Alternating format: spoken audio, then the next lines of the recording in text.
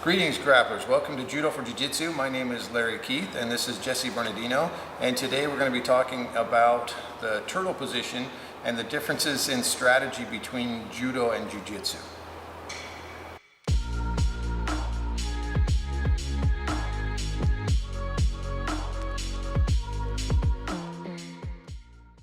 So a couple of reasons why somebody might be in the turtle position in the first place. In a judo match, it's probably because of a throw that didn't quite go right. You're entering into the grappling phase of the judo contest. But in judo, you can turtle up in a position, or turtle up in the turtle position, and that's a defensive position because you can win with a pin in judo. So what we're doing when we turtle up in judo is preventing the pin. And the referee is going to give you a few seconds, right? If you're the person attacking that turtle position, he's going to give you a few seconds to either turn the opponent over into a pinning position or submit them with a pretty quick submission. If that doesn't happen within a few seconds, the referee will say mate, which means stop, and then they'll stand you back up, and then you start over with your throws, trying to throw one another. In Jiu-jitsu, the turtle position is probably more likely to happen because, again, maybe there was a failed takedown attempt on either person's part. Maybe the person who's turtling up is doing so because they shot in for a double or single leg takedown and got sprawled on by the opponent. Or it could be also in Jiu-jitsu, there's a different strategy behind the throws. In Judo, for me to win with a throw, I throw the person so they land mostly on their back. In Jiu-jitsu, if I take somebody to the ground and they're on their hands and knees, it's still worth 2 points as long as I can control them for 3 seconds, keep them in that position for 3 seconds. I think that's the current rule. I don't have to have them on their back to score my points for my takedown. I just have to take them down. So I could do a collar drag or something like that, pull somebody to the floor, and they would be kind of landing in a turtle position, right? There's a few reasons why they're going to end up in the turtle position. Now, the strategy of what's going to happen there in Judo, like I said, the typical strategy is I want to turn my opponent over so I can score a pin on that person. I can pin them down and then I can hold them there for 20 seconds and get a win with a pin. In Jiu-jitsu, I don't necessarily want to turn the person over. Maybe I want them to be belly down so that I can get my hooks in and take their back and secure 4 points for that, right? So the attack strategy is going to be a little bit different because of that. So we're going to take some judo strategy and incorporate it into our jiu-jitsu game, and it's going to give us the element of surprise a little bit with our attack. So rather than trying to get our 4 points with our hooks, maybe we're going to still turn the opponent over or attack in a manner that we would in a judo type situation.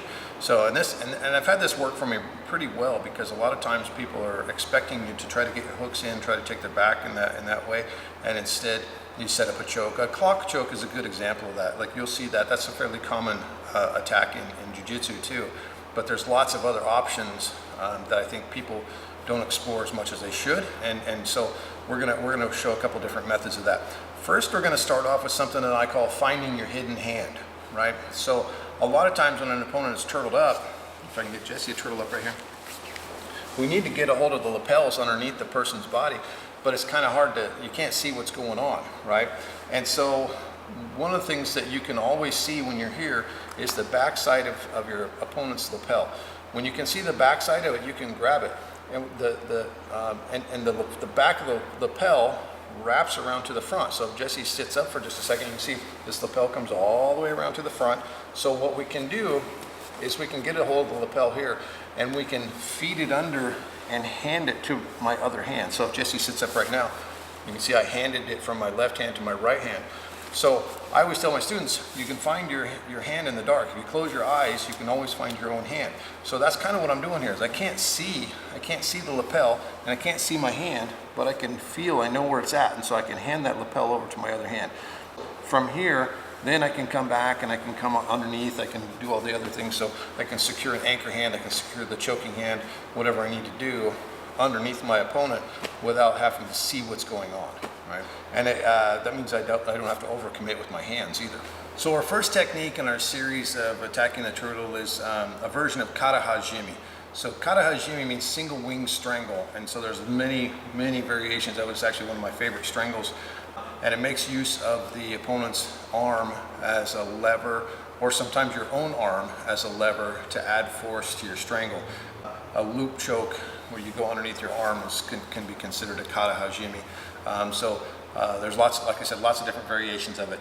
If your opponent is in the turtled up position, right, first we learn about finding the hidden hand, right? So finding the hidden hand means that I use his lapel that's behind his head and feed it underneath and hand it to my other hand. So from here, if Jesse sits up, you can see I've got a hold of his lapel. Now I'm not trying to grab a deep strangle grip with this. This is just an anchor point right here. The strangle is going to come from my other hand. So he's turtled up. I'm going to push his head down, which allows me to have the space to get my thumb inside of his lapel. I grab a good handful of the gi, so I want to make sure that I'm grabbing the soft part of the gi here, wrapping my hand around the lapel. And then from here, I'm going to drop my elbow down, and I'm going to pull Jesse to me. I'm going to exaggerate here a little bit.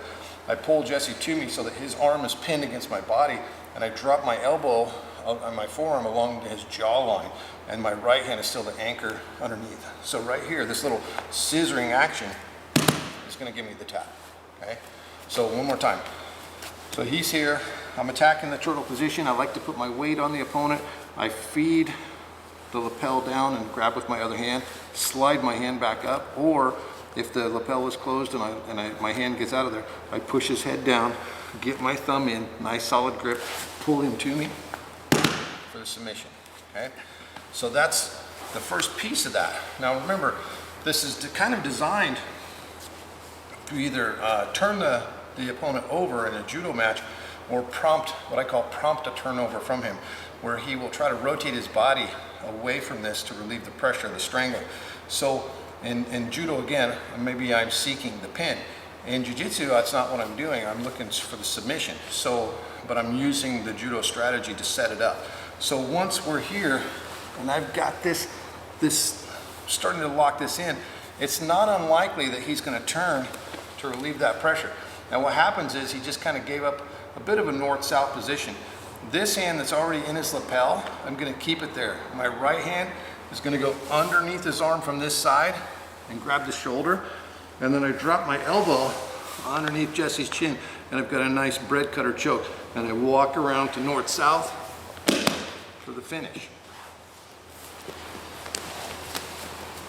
So one more time, let's go back just a little bit. So right here, I'm getting that Kataha-jime set up. As I go for it, he turns, he rotates. I keep this collar grip, I go underneath, I settle down. I like to let my hand slide out as I put my elbow to the floor. My elbow to the floor, it's really hard for him to shrug his shoulder to defend this. If I'm up here and he shrugs his shoulder, it's a little bit, and tucks his chin, it's harder for me to get my elbow to the floor. So I let the hand kind of slide out, elbow to the floor, and then I start to walk north-south, using my body as a lever. So I can just push with my forearm, but I get a better reaction, less work for me. It's more efficient if I walk north-south. Okay, so that's one way to set up a submission off of what would be in judo a turnover option. So instead of focused on turning over for a pin, I'm either strangling the opponent right away, or I'm turning him over into a pin position and finishing a technique from there. Part one, we were talking about, I'll borrow you here for a second, Jesse. We were talking about finding your hidden hand. So feeding the lapel to your other hand so that you can have a secure grip without fumbling around, right? Then from there we went into a strangle option where I pulled Jesse to me and trapped his arm close to my body and finished him with this strangle. To avoid this, he turns, he rotates, and lands himself in this modified north-south position. Come over the top, and I get the bread cutter choke for the finish. Okay. So now we're going to explore another option that your opponent may take. Rather than turning over to try to get away from the strangle, and when he does that, that's to relieve the pressure. He feels the collar being pulled across his neck, and he tries to go with it to open it back up, and he ends up in that pinning position. Another option, probably pretty likely in jiu-jitsu, is that rather than turning over and giving up that position, your opponent will oftentimes drive into you from here, trying to secure a single leg or just tackle you back down to the ground. So once I'm here and I've secured my grips and he feels the threat of this strangle, oftentimes he's going to turn and he's going to drive in. As he does, he falls right into my guard, into a Kataha-jime from the bottom guard. So what's happening with that Kata-juji-jime, I'm going to get here so you guys can see what's going on. I end up with an overhook where I was underneath Jesse's chest before, holding onto this lapel, gives me actually an overhook. So now, when I have a hold of his lapel here, just like this, from this position here, it doesn't take much for me to angle back in and finish with that strangle. You all right? Good. So here's that setup again, one more time. So we're here, let's scoot back, slow down. Okay. So I feed the lapel with my left hand, I feed it to my right hand. I come back, I'm securing my grips. He feels the danger of this, he drives in, and to my guard. That strangle comes on pretty quick. That's good. So that's another Kataha-jime option when you're attacking the turtle position. Kataha-jime, again, that means single wing strangle. So because I'm wrapped around his arm, I'm using his arm as part of the leverage for the strangle, that's what makes it a single wing strangle. In that case, Jesse's driving in, he lands in my guard, we have that overhook, we already have the grips. Don't let go of your grips. You already have good grips, you're already going to end up in the bottom guard when he drives in. You might as well be strangling him when you get there. So that technique has been, I would call it a bit of a bread and butter technique. That's worked a lot. It's worked really consistently for me in the past. So I advise you to add that to your arsenal. Okay, so a quick review. In part one of our series, we went over setting up the grip, so what we call finding the hidden hand. Now, an added note to that, if Brian, you can turtle up for me for a second here. When we're demonstrating this, of course, we're coming in, I'm showing you that, I get the collar, I feed it under, and I hand it over to my right hand underneath Brian. So now I have 4 fingers in, knuckles to the chest grip, and then slide my hand back out. So that's for demonstration purposes. In reality, I'm going to be putting some weight on this guy, right? So I've got my weight on him, I'm feeding this over to the other hand, and I come up, right? Bring my knee in, bring him close, and here's where I apply this first strangle. Okay, so that was in part one of our videos. Now, the other one that we did with follow-up on that is when I go to pull Brian, sometimes it'll prompt a turn, so the guy will turn. When he turns, I'm going to keep this thumb in grip. This hand, my right hand, goes underneath his shoulder, and I go to kind of a modified north-south position, drop my elbow to the floor, and go for the bread cutter strangle. Okay, so that was in part one in our first video. Second video was I established that same grip and my opponent drives in and lands in my guard. So from here, once I establish the grip, I'm going to set this up. He circles his hand around around here, yep. So he goes around my waist, he drives in, lands in my guard, and I finish the strangle from here. Okay, so the next technique is a turnover that lands me in the mount, where I'm going to be finishing up a strangle from that top mount position. So the first time I saw this was a video with Ronda Rousey teaching it to a group of kids, a group of Judo students, and she had a little poem that she recited along with it that made it stick into my head, but I'm not going to do the poem. So from here, the same grip setup, right here and here. So thumb in, you can also go fingers in. Either one's going to be fine. So I like to keep the thumb in if I can. If I have time to switch, then I can switch. But thumb in is just fine. So now that I'm here, I'm going to posture up. I'm going to extend my right leg. I'm going to show this from a couple different angles.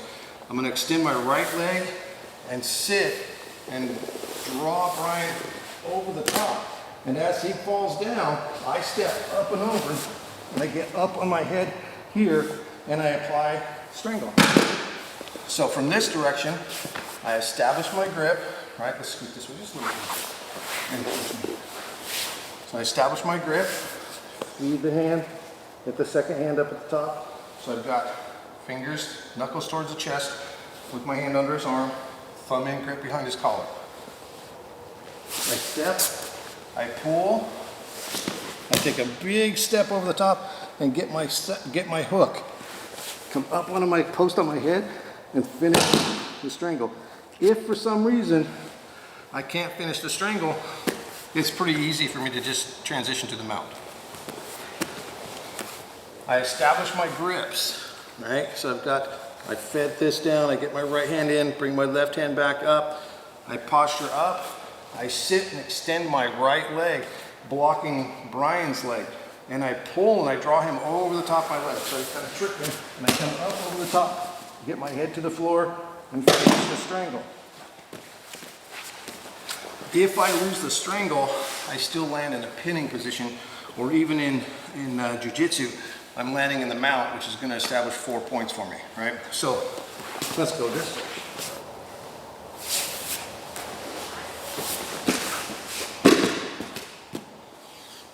So that's another attack that we can do from when the opponent is turtled up and we get that Kataha-jime grip. So my knuckles are towards the opponent's chest, my thumb is in the backside of the lapel, right? We're gripping nice and solid there. We come around for Kata-jime. When I land in the mount, right, with that turnover, it establishes, usually sinks in the strangle. The strangle is happening as you land. So most of the time, people are going to be tapping as you land in the position. If not, if for some reason the grip slips or they dip their head in and circle their head in there a different way, then you're still going to land in the mount. So it still works as a turnover that leads directly into what we call Tate-shiho-gatame. So it's the mounted position, and in Jiu-jitsu it's going to be worth 4 points for you. Great technique that is a combination, right? Works well in Judo, works well in Jiu-jitsu. Okay, so the loop choke is something that's fairly common in Jiu-jitsu and is done from the guard, done from half guard, butterfly guard, from a lot of different positions, from standing, right? So loop choke is a very versatile strangle attack. In the Judo situation, we're going to use it to turn the opponent over and secure a pin position. In Jiu-jitsu, we're going to turn the person over with the strangle, but not really with the intent to secure a pin, but we do secure a more dominant position. So if Brian is here, the first thing I'm going to do is I have to secure my grip. So I secure my grip, I can't see underneath him. So we talked about finding the invisible hand, finding the hidden hand. So from here, I find Brian's lapel. Now I'm going to be putting weight on him. I sprawled or we're grappling here. I'm going to feel this gi, I'm going to feed it to my other hand.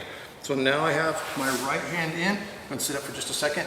I have my right hand in, knuckles towards Brian's chest, thumb out, 4 fingers in. I'm not trying to grab a really tight, snug grip on this.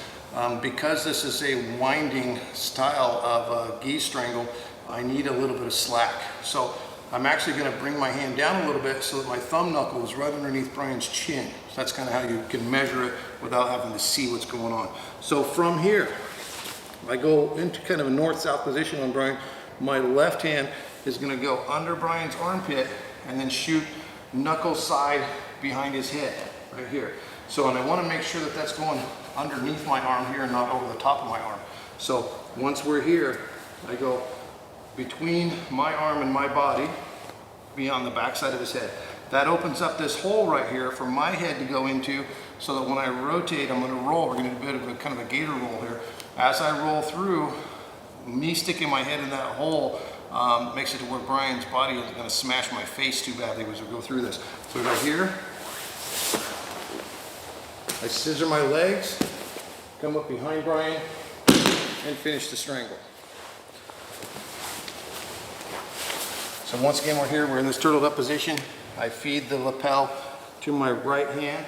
My left hand shoots behind, underneath Brian's arm and behind his head. My head goes into the hole. We roll through, and I finish with the submission.